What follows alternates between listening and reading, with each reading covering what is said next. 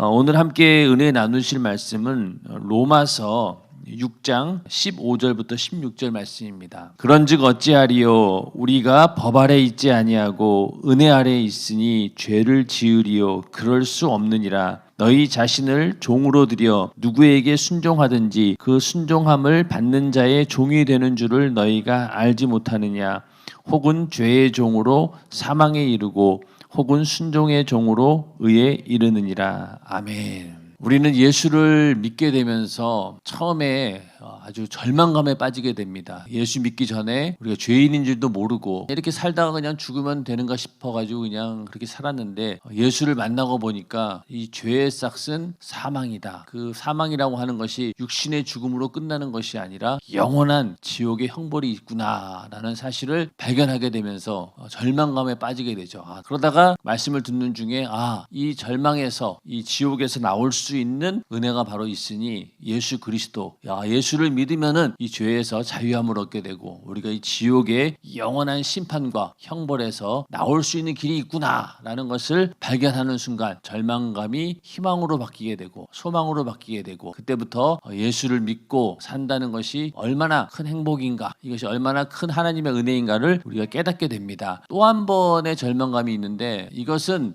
어떤 절망감이냐, 하나님 말씀대로 내가 살려고 노력은 하는데 결과에 가서 한계에 부딪히는 것, 이게 두 번째 절망감입니다. 예수 믿고 또 성령으로 거듭난 사람들은요, 하나님 말씀대로 살고 싶어하는 그 영적인 본능을 어떻게 할 수가 없어요. 주체할 수가 없어요. 이거는 막을 수도 없어요. 그러나 육신을 입고 있는지라 어느 순간에 가서는 한계에 부딪히게 됩니다. 그걸 발견했을 때 또 한 번의 큰 절망감을 느끼게 됩니다. 사도 바울도 내 안에 두 가지 법이 있는데, 하나는 하나님 말씀대로 어떻게든 살아보려고 하는 그런 마음이 있고, 또 한쪽 마음에서는 또 하나님 말씀에 거스르려고 하는 그런 내 육신의 본성이 있기 때문에 그 두 개가 항상 그 가운데서 갈등하게 되고, 오호라 나는 곤고한 자로구나, 나는 이렇게 여전히 죄의 속성을 벗어날 수 없는 그런 한계를 가진 절망적인 존재구나라는 것을 깨닫게 됩니다. 이게 두 번째 절망감인 거죠. 여러분들은 어떠세요? 두 개 다 경험해 보셨습니까?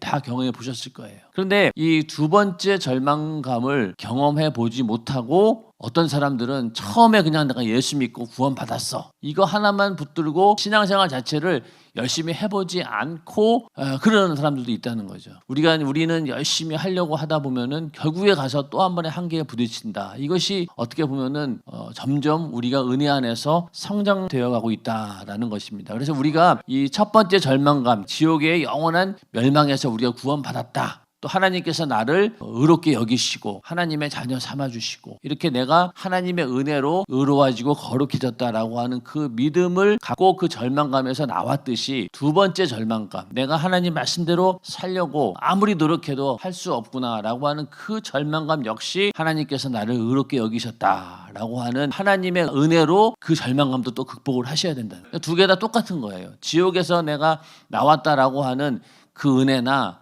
또 하나님 말씀대로 나를 만들어가고 살아가는 그 일이 있나, 모든 것이 어디로부터 시작이 되느냐, 바로 하나님의 은혜로 내가 의롭게 되었다라고 하는 거기서부터 출발한다는 건 똑같은 거예요. 그러니까 우리는 신앙생활을 하면서 내가 열심히 계속 하루하루를 우리가 하나님 말씀대로 살려고 노력하고 또 그러기 위해서 기도하고, 이러한 일들을 매일매일 진행을 하되 중간에 어떤 방해가 오고 또 한계에 부딪히고 또 내가 실수하게 되고 넘어지게 된다 하더라도 우리는 그 자리에서 어떻게 하라고 했어요? 다시 하나님이 주신 은혜와 나를 의롭게 여기셨다라고 하는 그 믿음을 가지고 그 자리에서 그대로 또 일어서는 거예요.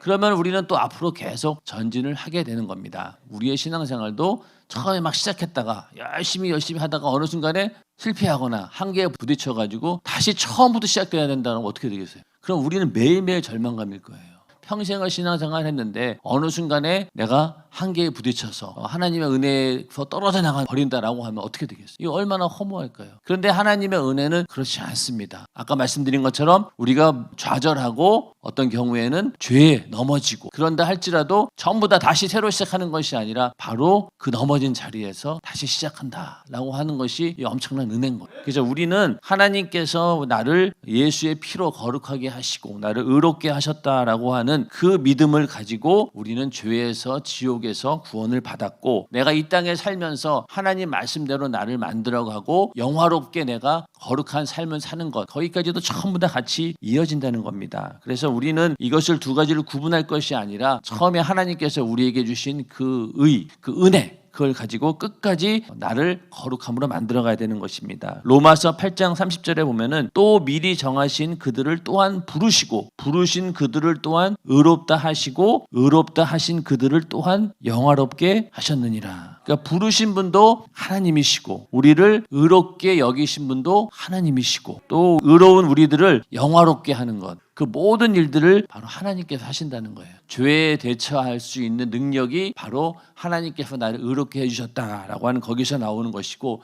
또 우리의 구원에 대한 확신도 거기서 나오는 것이고 이 치열한 이 영적인 싸움도 승리할 수 있는 가장 근본적인 능력이 어디에서 오느냐? 바로 하나님께서 나를 의롭게 여기셨다. 나는 죄에서 자유함을 얻었다. 이것이 없으면 절대로 영적인 싸움에서 승리할 수 없습니다. 이 마귀와의 싸움에서 항상 이길 수 있는 유일한 비결은 하나님의 아들이 내 죄를 담당하시고 피 흘려 죽으심으로 내가 죄사함 받게 되었고 그 결과 하나님께서 나를 의롭게 여기신다. 그 능력만이 우리가 이 영적인 전쟁에서 승리할 수 있는 유일한 배경이 되고 비결이 되는 것입니다. 그래서 오늘 말씀에도 그런데 이렇게 우리가 법 아래 있지 아니하고 은혜 아래 있으니 죄를 지으리요 그럴 수 없다는 겁니다. 이제는 우리의 소속이 완전히 바뀌었기 때문에 더 이상 우리는 죄를 지을 수 없다라고 하는 건데 사실은 그렇지 않잖아요. 우리가 예수 안에 있고 내가 성령 충만하다 하더라도 우리는 또 어쩔 수 없이 또 죄를 짓는 경우가 있어요. 여기서 죄를 지으리오라고 하는 말은 죄가 딱 우리 안에 들어와서 발견되는 순간 우리는 즉각적으로 회개를 합니다. 그러니까 성령이 충만하고 내가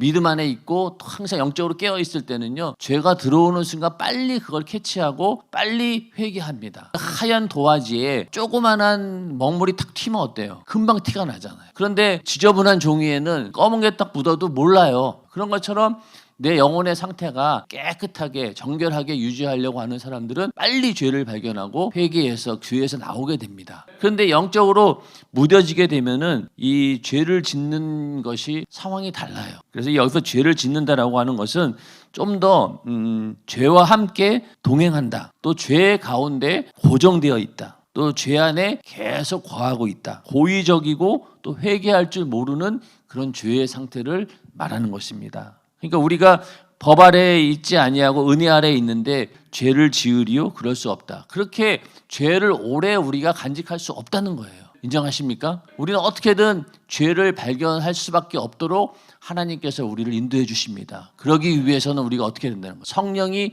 충만해야지만이 그 감각이 항상 살아있다는 거죠. 성령 충만하지 못하면 죄에 대해서 무감각할 수밖에 없어요. 그러다 보면은 점점 내 안에 죄가 누적이 되고 쌓이게 되고 발견하지 못한 채 그냥 계속 잠재되어 있는 겁니다. 그러다 보면 결국 그것이 어떤 경우에는 질병으로 바뀌기도 하고 어떤 경우에는 문제에 봉착하기도 하고 그래서 매일매일 우리가 뜨겁게 죄를 회개하고 털어내고 이렇게 되는 거예요. 집안 청소도 한 번에 몰아서 하는 사람도 있고 어떤 분들은 그냥 수시로 그냥 쉬지 않고 그냥 닦고 쓸고 하시는 분들이 있잖아요. 그런 것처럼 내 영혼의 상태도 그렇게 매일매일 청소하듯이 철저하게 관리한다라고 하면은 죄가 거할 수 있는 틈이 없다는 겁니다. 그렇다고 해서 우리는 죄를 완전히 벗어날 수는 없어요. 그러나 어떻게든 이렇게 죄를 짓지 않으려고 하는 그 노력 가운데 이겨낼 수 있다는 겁니다. 그래서 만약에 그런 가운데서도 또 어쩔 수 없는 그런 죄에 대해서는 또 예수의 피의 공로로 회개해서 이겨내고 그게 바로 우리의 신앙생활인 것이죠. 죄에 대한 경각심을 가지고 내 안에 죄가 들어오면 안 되겠다라고 사전에 막 막아내려고 하고 안에 있는 죄를 어떻게든 하나님 말씀을 통해서 찾아내려고 하고 또 성령 충만함을 위해서 기도하다 보면 어때요? 이게 죄였구나라고 더 생각이 막 떠오르는 거예요. 나는 그냥 지나가고 있었는데 이게 하나님 앞에 큰 죄였구나. 사람과의 관계 속에서 내가 그 사람에게 이렇게 상처를 준 게 기억이 난다거나 잊어버리고 있었는데 기도하는 중에 깨닫게 해주시고 그렇게 해서 회개하고 그러면서 점점 내 영혼을 거룩하게 만들어가는 거. 그렇게 할 수밖에 없도록 우리는 은혜 안에 있는 자라는 거. 내가 만약에 그러한 경각심을 가지고 있다라고 하면은 우리는 은혜 아래 있는 자입니다. 인정하시면 아멘 하시기 바랍니다. 그러니까 은혜 아래 있다라고 하는 것이 방종하라는 것이 아니죠. 법 아래 있지 않다라고 해서 우리가 율법을 완전히 무시하고 율법이 없는 자처럼 산다는 게 아닙니다. 이것은 율법 아래 있지만은 정말로 자원하는 마음으로 감사하는 마음으로 하나님 말씀에 순종하는 그런 삶을 살아간다라고 하는 의미입니다. 그래서 우리가 법 아래 있지 않다라고 해서 이제 나는 율법과 상관없는 자다. 아닙니다. 오히려 은혜 아래 있게 되면은요 율법에 대해서 더 신경 쓸 수밖에 없어요. 더 거기에 대해서 예민할 수밖에 없는 겁니다. 이거는 신앙생활을 해본 사람만이 확실히 알 수 있는 거예요. 우리 교회 성도들이 굉장히 유리한 것이 뭐냐면은 이렇게 하나님 말씀대로 살아온 경험들이 있기 때문에 이 말씀이 금방 이해가 되는 거예요. 그런데 실제로 신앙생활을 이렇게 해보지 못하신 분들은요 이걸 이해 못해요. 영적인 싸움을 경험해 보지 못하고 이것이 영적인 싸움이다라고 우리가 알고 경험해 본 사람들은 알지만은 그거를 전혀 경험해 보지 않고 이해하지 못하는 사람들은요 그냥 자기가 닥치는 고난에 대해서 난 이해할 수 없네. 솔직한 얘기로 여러 가지 어려운 일들이 이해할 수 있는 게 어디 있어요? 이해가 다 안 돼요. 다 안 됩니다. 그러나 영적인 싸움이라고 인정하는 순간 이해가 되는 거예요. 어떠한 고난이 오고 어떠한 역경이 오고 참 예상치 못한 그런 문제가 닥친다 하더라도 이것이 영적인 싸움이다라고 인정하는 순간 어떻습니까? 다 이해가 돼요. 이해가 된다는 건 뭐예요? 이제 내가 대처할 수 있는 능력이 생긴다는 얘기죠. 이 법 아래 있다라고 하는 것은 또 하나 뭐냐? 율법을 지키는 것이 바로 구원이다라는 그런 율법주의적인 생각을 벗어나야 된다고 말씀을 드렸죠. 율법을 우리가 지키는 것은 온당한 일이고 당연한 일이에요. 그러나 그 율법을 지킴으로 인해서 내가 구원받는다라는 생각을 버리라는 거예요.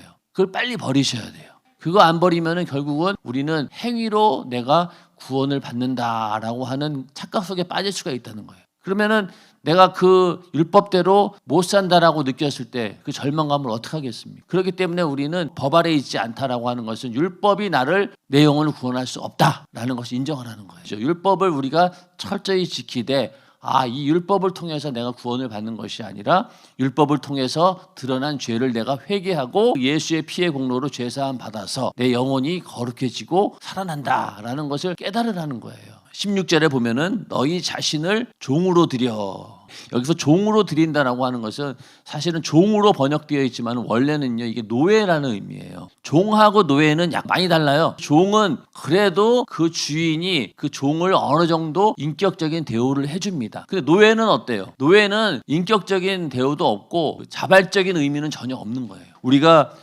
죄의 종이냐 은혜의 종이냐라고 했을 때 우리는 죄의 노예냐 아니면은 은혜의 노예냐 이렇게 생각하셔야 된다. 경각심이 달라지는 거예요. 노예를 지배하는 권세자에 의해서 사고팔 수도 있고 죽일 수도 있고 모든 절대적인 권세를 가진 그런 자에 의해서 지배당하는 거 이게 바로 노예입니다. 자 그러면 반대로 우리가 죄의 노예가 아니라 은혜의 노예가 된다면 어떻게 되겠어요? 그 얼마나 감사한 일이에요. 그러니까 우리는 연약하고 또 우리는 할 수 없고 부족하지만은 하나님께서 나를 마치 노예를 부리듯이 은혜 안에서 우리를 주장하신다라고 했을 때 우리 이것이 얼마나 참 감사한 일입니까? 감사한 일이죠. 많은 사람들이 인생을 살면서 누군가가 내가 가는 길을 정확하게 알려주시고 어떤 경우에는 막 머리끄댕이 잡고 멱살을 붙들고 막 끌고 가주기를 바라는 게 우리들 마음속에 있어요. 근데 일반적으로 우리가 예수 믿지 않고 하나님의 은혜 안에 없으면 어떻습니까? 자기 혼자 그 삶을 살려다 보니까 늘 불안하고 이게 답답한 거예요. 그런데 우리는 하나님 말씀이 있고 또 이렇게 은혜의 노예로 우리를 이끌어 가시는 분이 있다라고 했을 때 우리는 얼마나 인생을 살아가는 것이 참 감사하고 또 당당하고 얼마나 위안이 됩니까? 죄의 종이 되었을 때는 사망에 이르지만은 순종의 종이 되면은 의에 이르게 된다. 이렇게 말씀하고 있습니다. 여기서 만약에 그냥 믿음으로 의에 이른다라고 하면 오해할 수 있는 거예요. 믿음? 그럼 내가 말로 고백만 하면은 그냥 의에 이르는 건가? 그게 아니라는 거예요. 순종을 해야지 의에 이른다라고 했잖아요. 순종 안에는 뭐가 들어있는 거예요? 믿음의 고백과 함께 행하는 믿음이 포함이 되는 거예요. 그러니까 우리는 순종함으로 의에 이르는 거죠. 말로만 내가 예수 믿고 내가 인정합니다라고 고백한다라고 해서 그것이 의에 이르는 것이 아니라 반드시 거기에는 순종이라고 하는 행함이 따르게 된다는 겁니다. 그걸 우리가 분명히 기억해야 된다는 것이죠. 죄의 종으로 인해서는 사망에 이르게 되고 또 순종의 종으로는 의에 이르게 된다. 사망의 반대 개념은 생명이 아닌가라고 하겠지만은 생명이 아닌 우리는 의에 이른다는 거예요. 로마서 6장 23절을 보면은요, 죄의 싹은 사망이요 하나님의 은사는 그리스도 예수 우리 주 안에 있는 영생이니라, 이렇게 말씀하고 있어요. 그러니까 우리는 순종으로 하나님의 의에 이르는데 그 의의 결과로 우리가 받는 것이 바로 영원한 생명인 거예요. 영생이라고 하는 것이 하나님이 주시는 은사, 선물이라는 겁니다. 우리는 순종의 그 행동으로 인해서 하나님의 의를 얻을 수는 있어요. 죄를 회개할 때 우리가 예수의 피의 공로로 죄사함 받아서 하나님의 의에 이를 수 있다는 거예요. 그러나 그 의의 결과로 주시는 영생은 바로 하나님께서 우리에게 주시는 일방적인 선물이라는 겁니다. 그렇기 때문에 우리는 하나님의 은혜에 늘 감사해야 되는 거죠. 내가 이렇게 거룩함을 입고 의롭게 되었고 그렇게 해서 영원한 영생을 우리에게 주셨구나. 이것은 내 행위로 절대로 얻을 수 없는 하나님께서 우리에게 선물로 줄 수밖에 없는 은혜구나 라는 걸 알 때 그 영생의 가치가 얼마나 커지는지 모릅니다. 근데 만약에 내가 열심히 노력해서 영생을 얻을 수 있다라고 한다면요, 어느 정도는 내 의가 들어갈 수밖에 없는 거예요. 그러나 나의 노력으로는 절대로 얻을 수 없구나. 그러나 하나님께서 나에게 은사로 선물로 주신 것이다 라고 우리는 이해해야 된다는 겁니다. 그래서 우리는 이 순종의 결과로 인해서 의에 이르게 된다. 이것을 분명히 기억해야 됩니다. 그래서 이 안에는 회개도 들어가는 것이고 하나님 말씀대로 살려고 하는 그 모든 우리의 의지와 노력도 여기에 들어가는 거예요. 그래서 우리는 의에 이르게 된다는 것입니다. 이 믿음이라고 하는 것은 반드시 행함으로 나타나게 되어 있다는 거예요. 그래서 우리가 은혜 아래에 있는 자라고 하면은요, 이렇게 행동으로 나타낼 수밖에 없다는 겁니다. 그래서 우리가 행하는 행동에 따라서 우리의 주인이 누구이며 또 우리가 어떤 위치에 어떤 지위에 있는 것을 우리는 보여준다는 거예요. 그러니까 은혜 아래에 있는 자, 죄 아래에 있는 자가 분명하게 드러나는데 그것은 그 행동으로 드러난다는 거예요. 행동으로. 마태복음 6장 24절에 보면은 한 사람이 두 주인을 섬기지 못할 것이니 혹 이를 미워하며 저를 사랑하거나 혹 이를 중히 여기며 저를 경히 여김이라. 너희가 하나님과 재물을 겸하여 섬기지 못하느니라. 그러니까 결국 우리는 죄 아래에 있든지 아니면은 순종하든지 그거밖에 없다는 거예요. 그러니까 아담 안에 있든지 아니면은 예수 그리스도 안에 있든지 두 개의 세계가 있는데 두 군데 함께 속하지 못한다는 거예요. 반드시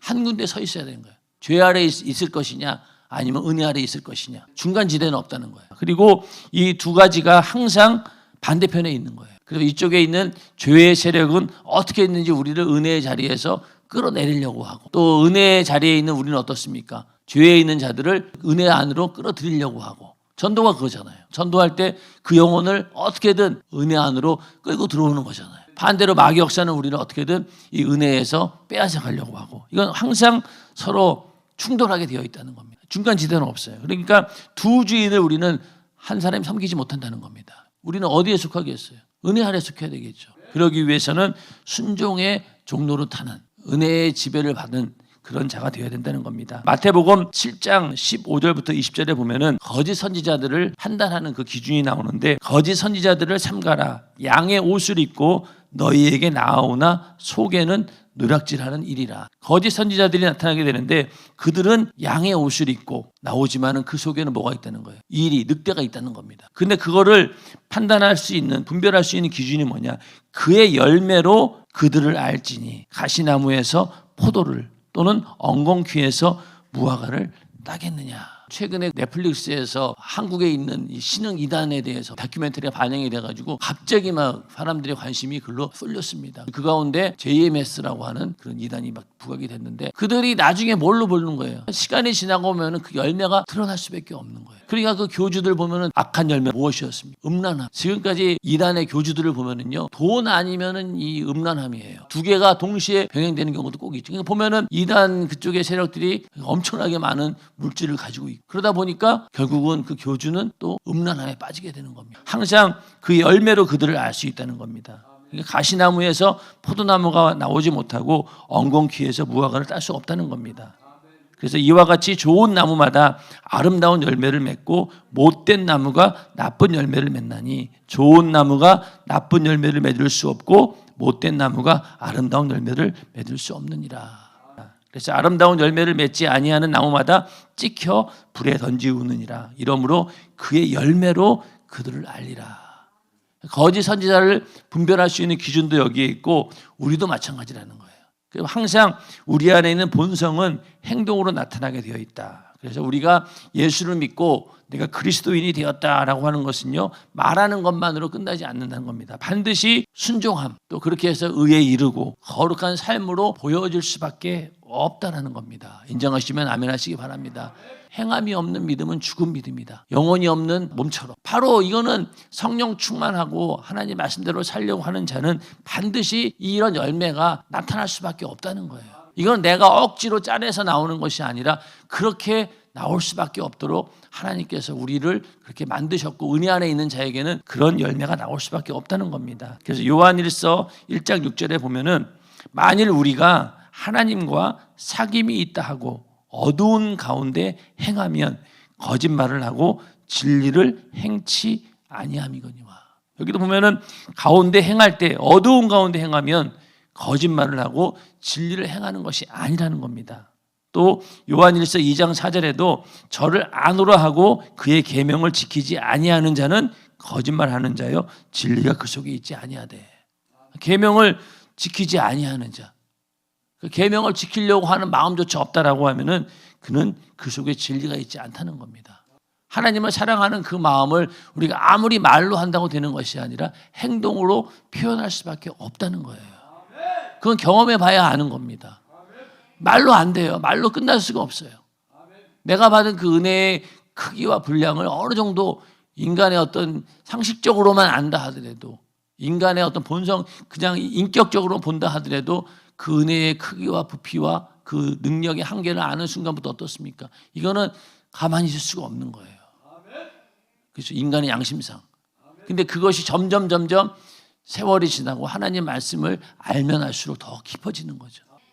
그러니까 이제는 거기에 완전히 우리가 은혜의 노예가 될 수밖에 없는 거죠. 자발적으로 자원하는 마음으로 그렇게 붙들릴 수밖에 없다는 겁니다. 그래서 우리는 이 땅에 살면서 내가 살아가고 있는 그 행동 방식에 따라서 그가 누구의 노예인지 그것을 분명히 보여주고 있다는 겁니다. 그러니까 우리도 내 어떤 삶의 열매들을 가만히 보시면 돼요. 나에게서 나오는 그 열매가 어떤 것에서 나온 것일까? 그런 부분들을 우리가 잘 살펴보면서 항상 내 안에서 선한 것이 나오고 의의 열매가 나올 수 있도록 우리는 나의 신앙생활을 잘 점검해 보아야 됩니다. 그러기 위해서 끊임없이 하나님 말씀을 통해서 죄를 찾아내려고 하고 또 찾아낸 죄를 빨리빨리 예수의 피의 공로로 회개하고 그리고 사전에 죄가 들어오지 못하도록 성령 충만함으로 그것을 다 막아버리고 그러다 보면은 우리는 육신의 한계를 최대한 초월해서 하나님 말씀대로 살아갈 수 있다는 겁니다. 그래서 오늘 우리의 삶 가운데 은혜 아래 있는 자로서 그런 선한 열매들이 충만하기를 주님의 이름으로 축원합니다. 이 땅에 살아가는 동안 우리는 절대로 이제는 죄에 속할 수가 없어요. 이제는 우리는 그리스도 안에 속해 있는 자예요. 더 이상 거기를 벗어날 수 없다. 그러니까 벗어나지 않기 위해서는 끝까지 우리는 그 안에 속하도록 나를 잘 지켜내야 되는데 그 결과가 바로 뭐로 나타나느냐? 우리의 삶 속에서 열매로 나타난다라는 사실을 분명히 알고 오늘도 우리 안에서 선한 열매가 나올 수 있도록 끝까지 영적인 싸움에서 승리하여서 하나님께 영광 올려드리는 그런 하루가 되기를 주님의 이름으로 축원합니다.